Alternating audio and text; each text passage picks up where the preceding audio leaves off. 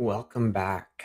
I think all of Canada is breathing a sigh of relief after today's earlier game against Czechia, where we won 4-3 in overtime. And it has now come to everyone's attention that Czechia had 6 men on the ice for their go ahead goal in the third period. So thank goodness we won that game. Obviously, we will be talking about Alberta separatism and the push for Alberta independence. That is today's topic. But with that said, we will be keeping an eye on Sweden USA game as well. It looks like USA just went up by a goal late in the second period. So yeah, thank you all so much for joining here. But like I said, we will keep an eye on this score. First, I guess I'm going to jump into Twitter, X. That's where I tend to like to begin. Oh, I clicked the wrong button. I need to share screen. And as always, there are some great posts on X. So we'll just jump right into it. Yes, it's being shared there now. So first from Berta Proud Dad. I've seen him around a fair bit, 32, almost 33,000 followers. This graphic right here shows you exactly why there's an independence movement in Alberta, and on the other hand, why people are opposed to it. Albertans are tired of getting screwed. The Eastern Libs don't want their cash cow to go. And it basically just shows a breakdown of 107 seats in the West, including the 3 seats in the territories, and then a total of 231 seats in Eastern Canada, Central and Eastern Canada. From Sean, February 7th, so about a week ago, just over a week ago, 1,300 followers. My wife and I signed the petition for Alberta independence today. DG, 4,600 followers. Free the West, Ottawa, Wexit, Alberta independence, Sask independence. Separated at birth, 1905. Okay. Christy G, 13,000 followers. Canada Unity fans wishing, hoping to personally erase bloodlines, ? If love for Canada needs genocide vibes, enjoy your failing cult. Not sure what this is. Canadian crash out, haha, cry harder. You mean like your entire post, haha, Wayne. Everyone is mean to me and calls me a traitor. F you, you traitorous C word. I hope I see you and your whole family on this battlefield. Your bloodline will cease to exist. Okay, that's this is Exhibit A as to why Alberta has to leave Canada. Maybe Edmonton should stay in Canada as well. I am not going to click on that and read that. I made the list. I'm so honored. Canada A added you to their list. Traitors to Canada. All right. Here we go in the Olympic spirit. I can absolutely care less about Olympics or any other event till Alberta team is part of the international competitions. Hashtag Alberta independence. Opening ceremonies with Team Alberta there. I signed, so Arlene, 5,500 followers. I signed the Alberta independence petition. PJ the Belt, 1,900 followers. Yes, so many good things on the menu. According to the anti-independence crowd, Alberta's never had it so good. So this is the equalization payments. $0, $0, $0, 4.7 billion, 546 million, and Quebec getting 13.6 billion. And that is obviously one of the biggest sources of contention with Alberta is the amount of equalization payments that go to Quebec. I have no idea why Ontario receives 546 million. It seems that Ontario could handle itself quite nice. Like obviously Ontario has Ontario does have the largest economy in Canada, so there's zero reason for Ontario to be getting an equalization payment from Alberta. That's I'm sure another source of contention from the Western provinces. Dusty Rose, 17,000 followers. Wait until Albertans stop funding the Ottawa swamp, and the swamp will all start consuming themselves. It's going to be delicious to watch. Okay, Danielle Smith parody. I'm not clicking on that. I'm afraid what that might be. Oil Patch Mike, 298 followers. Of all the many reasons there are to support Alberta independence, this one is at the very pinnacle. I now have 4 grandchildren, and there's nothing more important than them having a country where they can be free, safe, independent, and prosperous. They are why I do this. I just received my Alberta Independence Petition badge and signature papers. Another post from Arlene. And once you see it, you can't unsee it. Liberal MP Matt Genero says he couldn't be prouder to join Mark Carney's Liberal government. I announced my resignation back in November, largely due to family reasons, but quite simply couldn't sit on the sidelines. So this is the MP. He's a MP in a riding near Edmonton or Leduc or something, who was voted in as a conservative and has crossed the floor to the Liberals. And then Canadian Jennifer, who actually, her and I follow each other, 62,000 followers. This is an aerial view by drone of the thousands of Albertans waiting in line for hours outside in the cold to sign our referendum for separation. It's happening. So on that note, I'm going to jump over to my brief conversation I had with Grok. And as she's saying it's happening, showing that large group of people, share screen with Grok. I asked Grok the percentage of support that it actually has, Alberta separation. And this is said to me. I will just read it quickly. It's not too very long. Okay, so I think I worded this very clearly, the question, because obviously with AI, you have to be careful what you prompt. So I asked, what is the percentage of support for Alberta independence among Albertans?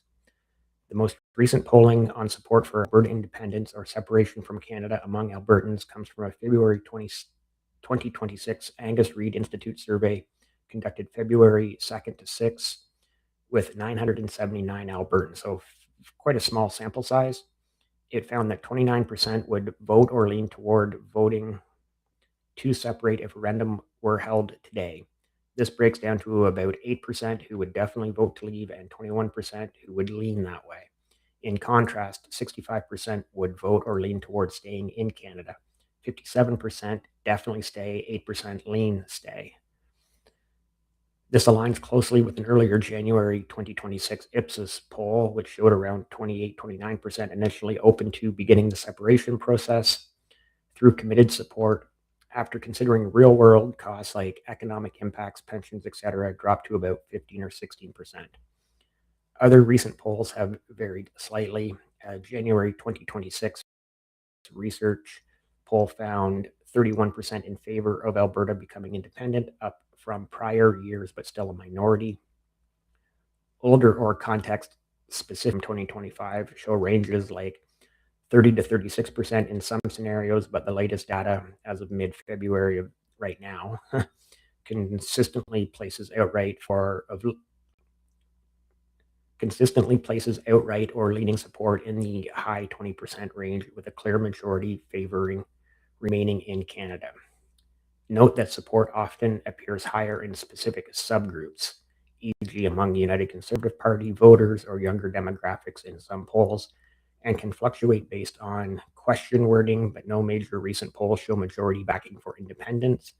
Momentum from petitions, rallies, and discussions hasn't shifted the overall numbers significantly yet, per these sources, and then a link to Angus Reid there as well. So that's the beginning, I guess, of where we're at as of right now with Alberta independence, Alberta separation. I would love to know your thoughts in the chat. So please join the chat. I'm gonna throw that caption up there to remind everyone to feel free to jump into the chat at any time.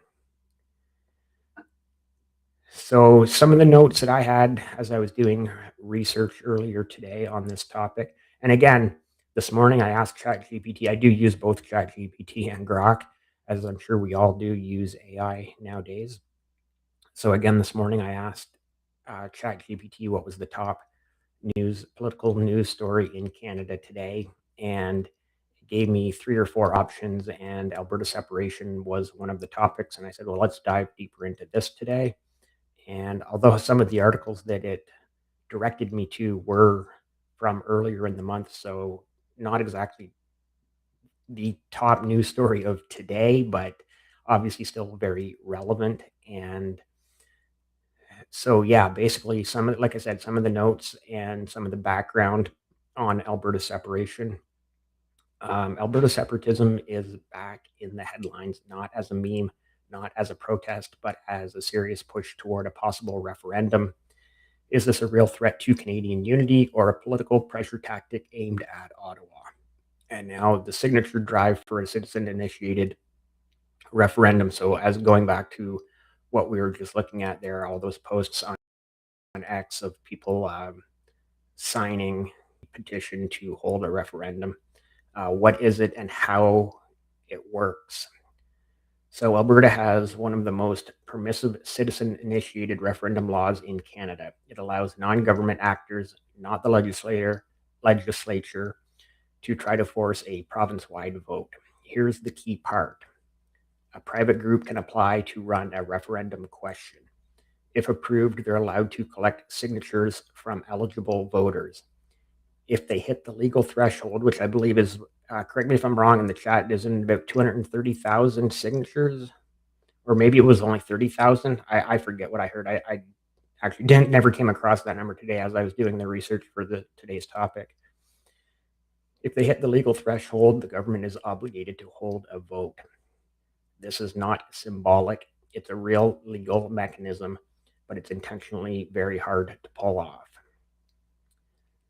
This isn't Twitter activism. It's a legal process with real consequences. So the legal threshold and timeline, why this is difficult and why it still matters.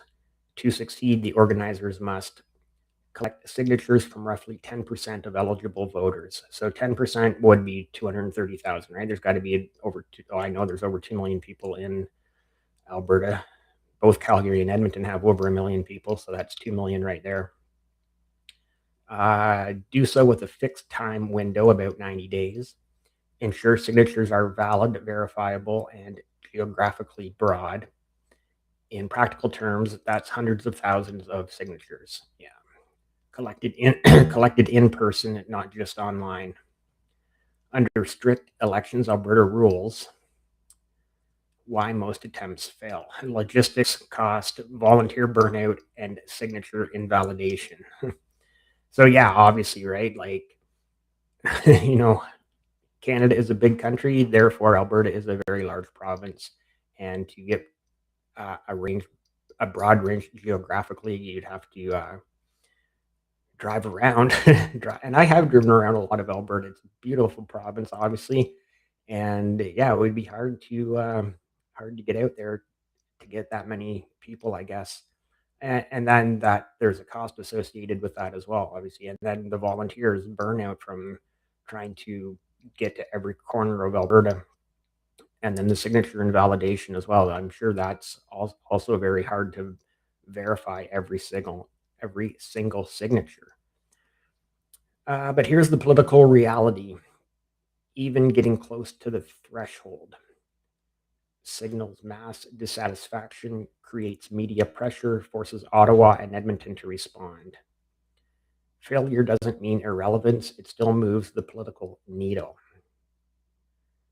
Okay, so who's organizing and why it matters? This is the most important part.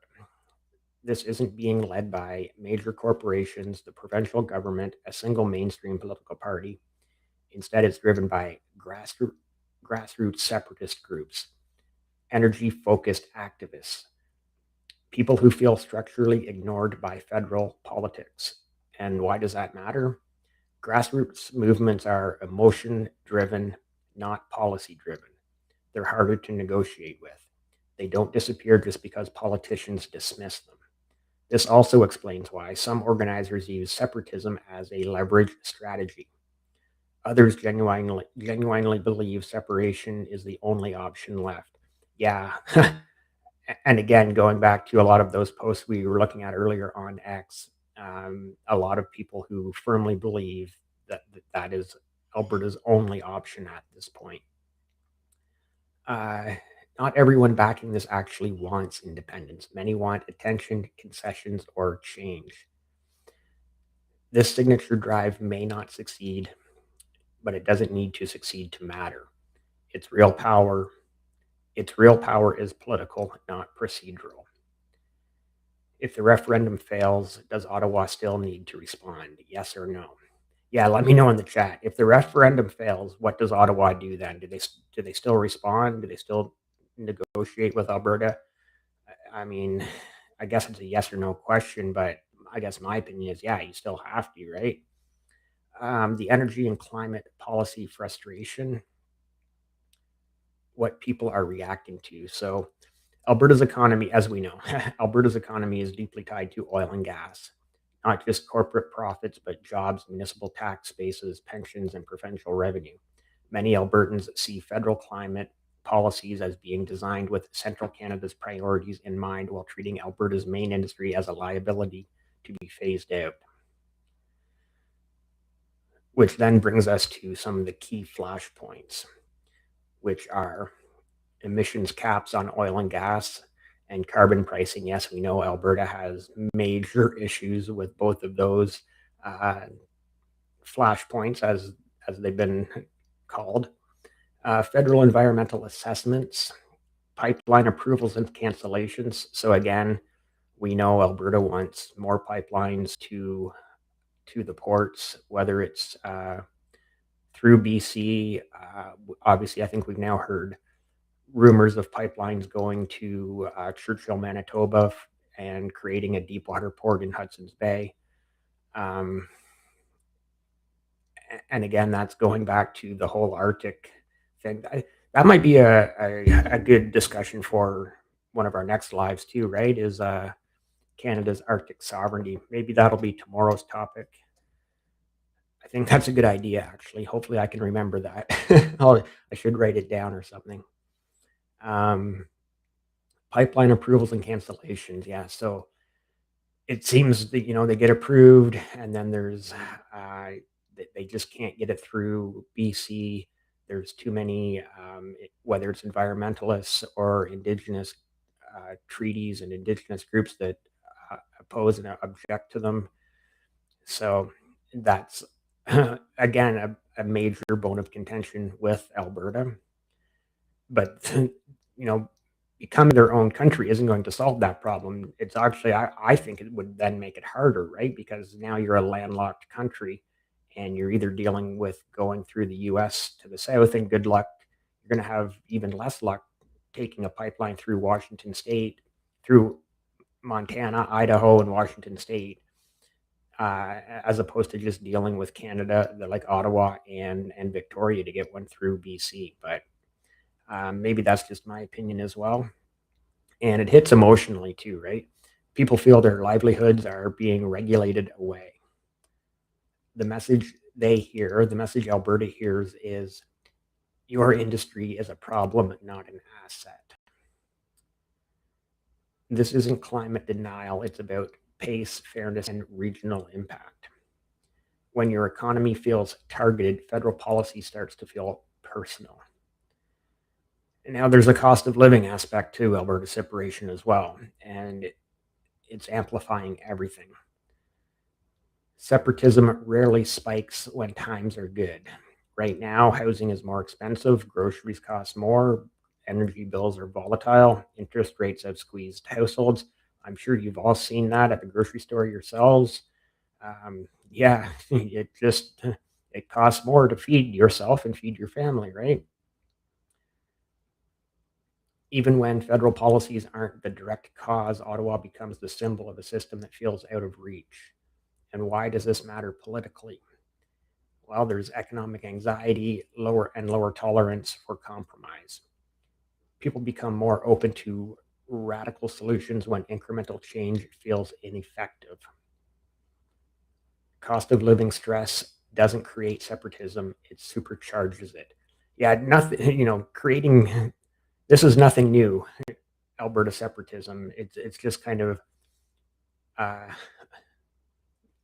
reared its ugly head, for lack of a better term, more recently. But I remember the first time I was ever in Alberta was in the uh, mid 1990s, and it was the first time I had ever heard of Alberta separation. Obviously, at the time there was the Quebec referendum and everything. The whole country was focused on Quebec separatism and the possibility of Quebec separating from Canada. And I had never being to Alberta before in my life. All of a sudden, I was like, "Whoa, what? It's a thing here too." But now, the '90s is 30 years ago, and it's still here. It comes back again. When people feel poorer, they become angrier and more politically volatile. Yeah. And then equalization resentment. So we saw that earlier um, map on X of the equalization payments. So what is equalization and why it angers people? Equalization payments are meant to help provinces provide comparable public services. Alberta hasn't received equalization payments for decades while being a major contributor to federal revenues.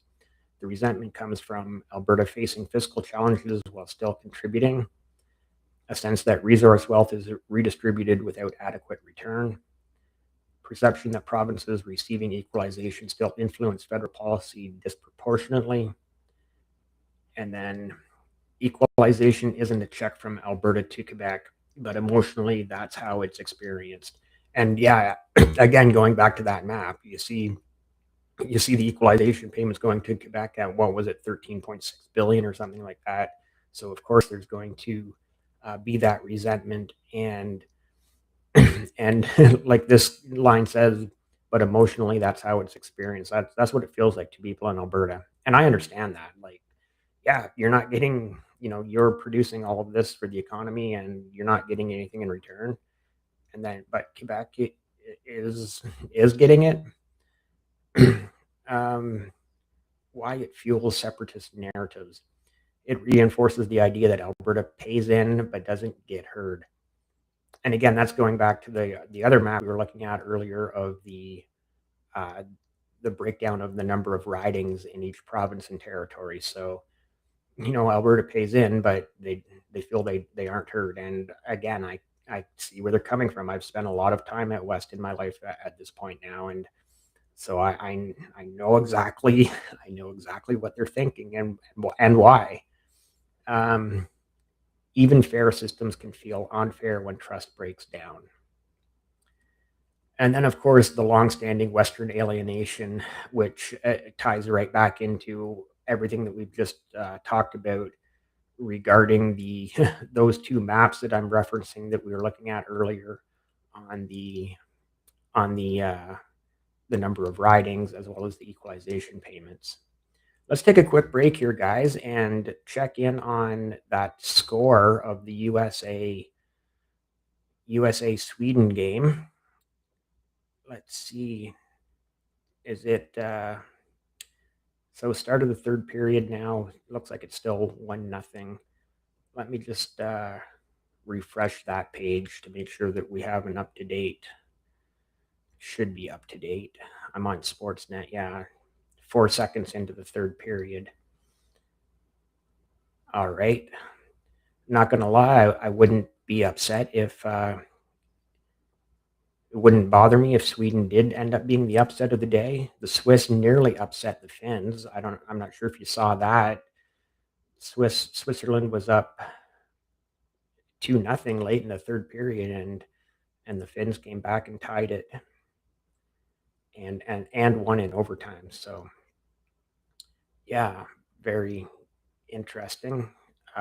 Interesting hockey in the Olympics, and of course Slovakia, the other team. So far we've got 3 of the 4 teams into the semifinals, being Canada, Slovakia, and Finland, and then the fourth team will be the winner of that USA-Sweden game. Okay, let's get back into it. Alberta separation, Western alienation. Yeah, Western alienation didn't start yesterday. It's rooted in decades of federal decision-making perceived as Toronto, Ottawa, Montreal-centric. Energy policy disputes going back to the National Energy Board, feeling underrepresented culturally and politically. Again, I have no idea what he's barking at. He likes to bark at nothing for no reason. So he will go lie down. Even when Alberta elects large numbers of MPs, many voters feel outnumbered and overridden. And again, going back to the map we were looking at earlier of the total number of ridings in Canada, the West just does not feel heard, and again, for obvious reasons. Demographics favor Central Canada. Policy priorities don't always align. Cultural distance compounds policy disagreement. Western alienation is less about one policy and more about being structurally outvoted. If you don't feel like part of a country, you don't feel like part of a country if you think your voice never matters. Yeah, exactly. Energy policy creates the grievance, cost of living sharpens it, equalization symbolizes it, and Western alienation gives it history. Now, the past waves of Alberta separatism, I touched on this just slightly earlier. Alberta separatism isn't new. It tends to flare up during moments of economic or political shock, then recede. Major past waves include late 70s to 80s National Energy Program era, when there was a federal intervention in energy pricing and revenue. He's barking again for no reason. Perceived targeting of Alberta's oil sector, and that was a strong sense of federal overreach. Again, in the early 2000s, frustration with liberal dominance federally, Reform Party roots grew out of this era. Western alienation expressed electorally, not separatist success. Post 2015, oil crash, climate policy, oil prices collapsed, carbon pricing and pipeline disputes, emergence of protest movements like Wexit. Each time, separatism gained attention but never reached a decisive political tipping point. Alberta separatism rises during stress, not stability. And those movements faded. Why? Why separation never actually happened. Despite intense anger, past movements faded for three main reasons. Practical reality sets in. Once voters start asking, what about pensions? What about trade access? What about borders, currency, and debt? Support drops quickly. Economic conditions improved, oil prices recovered, employment stabilizes, federal governments made concessions or shifted tone. Separatism loses oxygen when people feel secure. Political channels absorbed the anger. Instead of separation, voters supported regional parties or pushed for policy change within Canada. Federal politics shifted in response. Separatism fades when people see a path forward inside the system. Leaving the country sounds simple until you imagine Monday morning. And what's the difference this time? Why this wave feels more serious, and even if it still fails. This moment is different in a few key ways. One, structural, not temporary grievances. Climate transition feels permanent, not cyclical. Energy policy is framed as long-term, not reversible. There's less faith that things will bounce back. Two, more formal mechanisms, citizen-initiated referendum laws. Legal pathways make this feel less symbolic. Even if it fails, it looks more serious. Three, the trust gap is wider. More skepticism toward federal institutions. Social media amplifies grievances and identity politics. Fewer shared narratives across regions. Number four, national fragmentation elsewhere. Global examples of fragmentation normalize the idea. Canadians are more aware that unity isn't guaranteed. The risk isn't separation tomorrow, it's erosion over time. Borders and trade. Why borders instantly become a problem. Right now, Alberta trades freely with the rest of Canada, by far its largest market, the United States under CUSMA, international partners through Canada's trade deals. If Alberta separated, every border becomes a negotiation. Trade with Canada becomes international trade.